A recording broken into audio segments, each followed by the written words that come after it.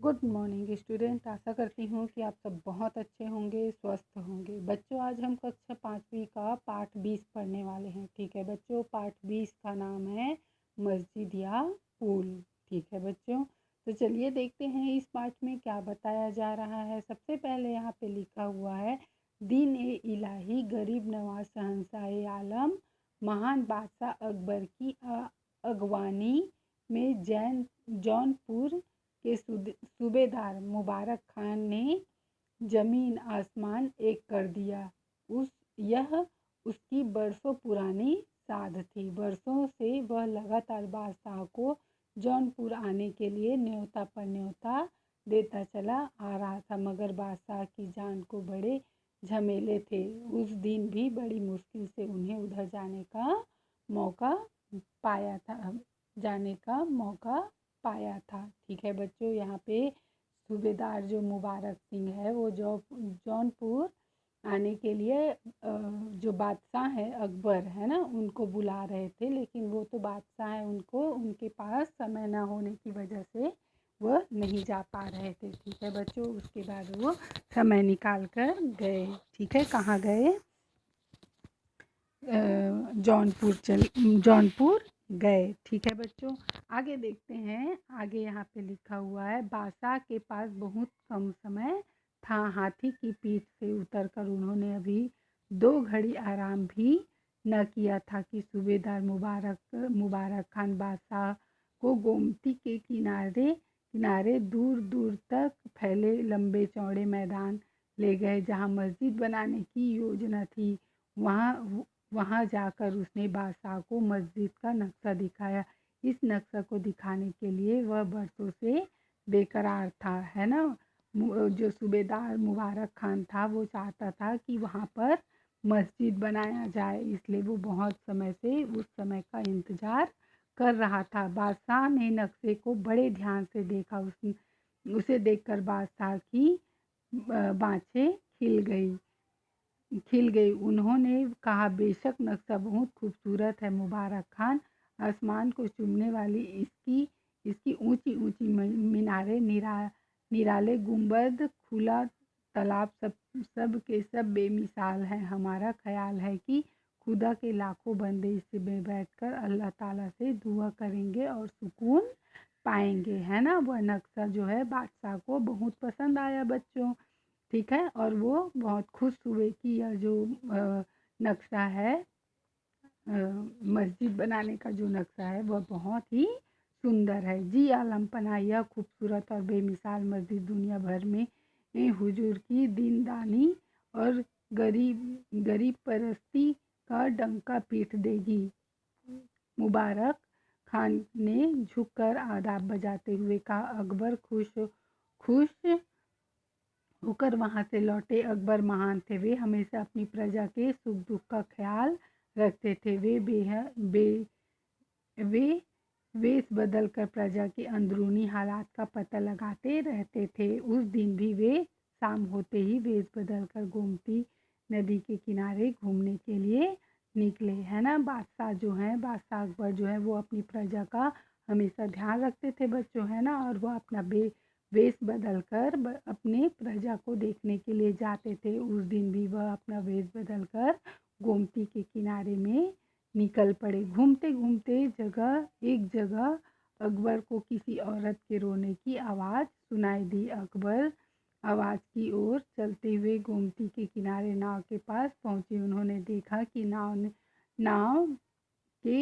नाव के पास एक 80-90 साल की काली और छोटी कद की बुढ़िया अपनी पीठ पर गठरी थामे पार जाने के लिए खड़ी है, और कह रही है, इस अल्लाह के मारे दुष्ट मुंशी को तो देखो, अभी अच्छी तरह से दिन भी नहीं छिपा है कि दफ्तर बंद करके यहाँ से भाग गया है। जब मुंशी ही नहीं है तो मल्ला यहाँ क्या ठहरेगा। ये किसी समय आते हैं और कब जाते हैं, कोई देखने वाला है। सूबेदार मुबारक खान को तो कर वसूलने से फुर्सत नहीं है। रियाया मरे या जिंदा रहे, उससे क्या, है ना। अब वो बुढ़िया बड़बड़ा रही है कि वहाँ पे उसको नदी के उस पार जाना था, है ना। तो उस पार जाने के लिए जो नाव चलाने वाला है वो वहाँ से चला गया था, और जो मुबारक सिंह है उसको भी वह बोल रही है कि उसको कर वसूलने से फुर्सत नहीं है, तो प्रजा का क्या ख्याल रखेगा। खूबसूरत शानदार मस्जिद बनाकर उसे तो बादशाह को खुश करने से मतलब है कि उसका ओहदा और बढ़े। बुढ़िया चुप होकर फिर बोलने लगी, मुंशी से शिकायत करो तो कहता है तुम रोज रोज पार जाती ही क्यों हो। अरे पार नहीं जाऊंगी तो खाएंगे क्या, हमारा कुम्हार का धंधा कैसे चलेगा, गांव में ग्राहक ही कहाँ मिलेंगे भला, फिर क्या खुद खाएंगे और क्या बच्चों को खिलाएंगे। अरे मेरी बहू भी नहीं है जो बच्चे को संभाल लेती, नन्हे पोते पोती भूख से बिलख रहे होंगे। अल्लाह मैं क्या करूं। बुढ़िया धाड़ मारकर जोर जोर से रोने लगी, है ना। और वो बुढ़िया जो है वो जोर जोर से रोने लगी कि अगर मैं उस पार नहीं गई तो मेरे बच्चे जो पोते पोतियां हैं वो कैसे करेंगे, क्या करेंगे, भूख के मारे वो वैसे भी बेहाल होंगे, मेरी बहू भी नहीं है ना। और गांव में कुम्हार का सामान नहीं बिकता, इसलिए हमको रोजी रोटी के लिए इस पार आना पड़ता है, ऐसे बोल रही है। अकबर द्रवित हो गए, वे आगे बढ़कर बोले, रो नहीं नहीं माई, मैं तुम्हें उस पार पहुंचाए देता हूँ। बुढ़िया ने रोना बंद किया और गठरी को लेकर खड़ी हो गई। चल भाई तू ही मुझे पार ले चल। अकबर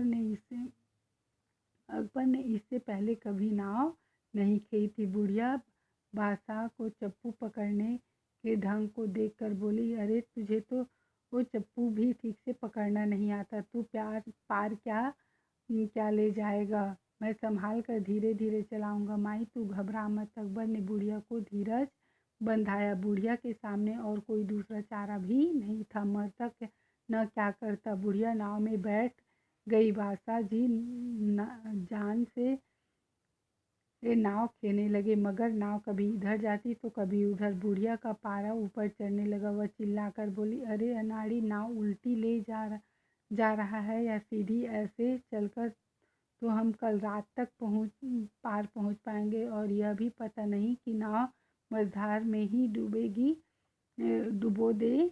मेरे बच्चे इंतजार कर रहे होंगे और तू है कि नाव लेकर खिलवाड़ कर रहा है। अब बुढ़िया जो है उसको अकबर को, वो नहीं जानती थी कि वो बादशाह अकबर है ना, और उसको चिल्ला रही है, मतलब एक प्रकार से डांट रही है।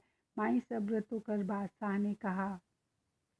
किंतु बुढ़िया बोले जा रही थी, असल में तो वो इन बातों का जवाबदेह बादशाह ही होता है, मगर बादशाह को मुबारक खा की चिकनी चुपड़ी बातों से ही खुश हो गया।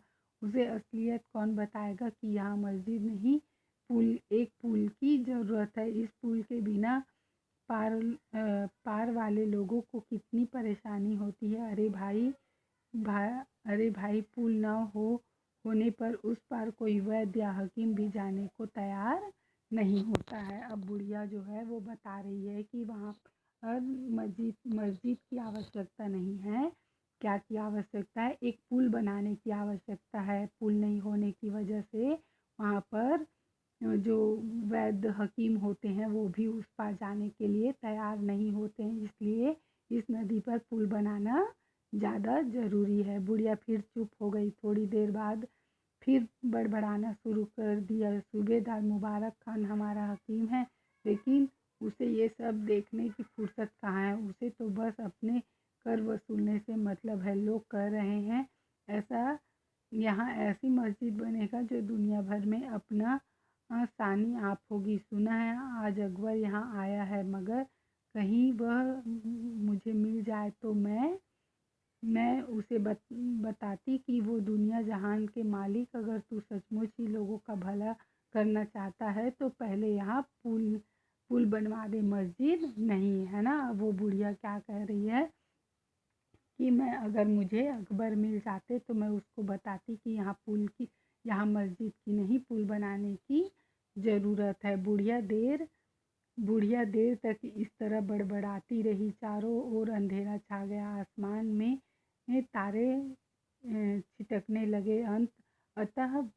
अंत में नाव किनारे पर पहुंच गई। नाव नाव में से लड़खड़ाती हुई बुढ़िया किसी तरह किनारे पर उतरी। अकबर ने उससे संभालते हुए कहा, चलो माई, अंधेरा हो गया है, कहीं तुम्हें ठोकर न लग जाए, मैं तुम्हें तुम्हारे घर पहुंचा देता हूँ। यह कहकर अकबर ने बुढ़िया को उसकी गठरी समेत गोदी में उठा लिया। बुढ़िया घर पहुंची, उसके बच्चे घर में कोहराम मचा था। बच्चे बिलक बिलक कर रो रहे थे। उसका रोना देखकर बुढ़िया को मल्लाह पर बड़ा गुस्सा आया। उसने दोनों गालों को जोर जोर से खरोच दिया और बोली, आज तूने मेरे बच्चों को भूखा मार डाला है ना। अब वो बच्चे को बुढ़िया को और ज़्यादा गुस्सा आया, क्योंकि उस मल्लाह की वजह से उसको और देर हो गई और उसके बच्चे लोग रोने लगे थे भूख की वजह से, है ना।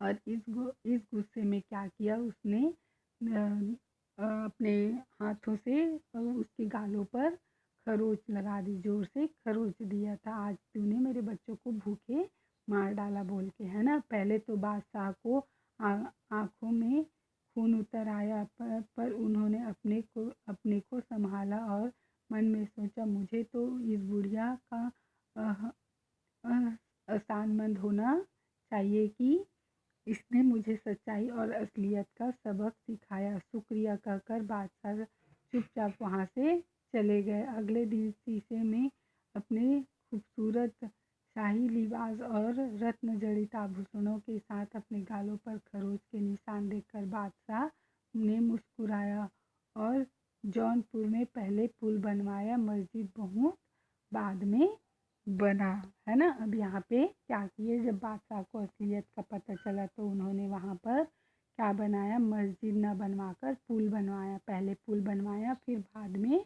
मस्जिद को बनवाया। ठीक है बच्चों, आशा करती हूँ कि आप लोगों को यह चैप्टर समझ में आया होगा। नीचे शब्दार्थ दिया हुआ है, इस शब्दार्थ को आप लोगों को कॉपी में कंप्लीट करना है। प्रश्न उत्तर मैं लिखवाऊंगी। ये खाली स्थान जो दिया हुआ है बच्चों, इस खाली स्थान को आप लोगों को भरना है ना। इस खाली स्थान में यहाँ पे 3 शब्द दिए हैं, है ना। इसमें से कौन सा इसमें आएगा, ये सारी चीज़ें आप लोगों को खुद से भरनी है। ठीक है बच्चों, तो आज के लिए बस इतना ही। Thank you.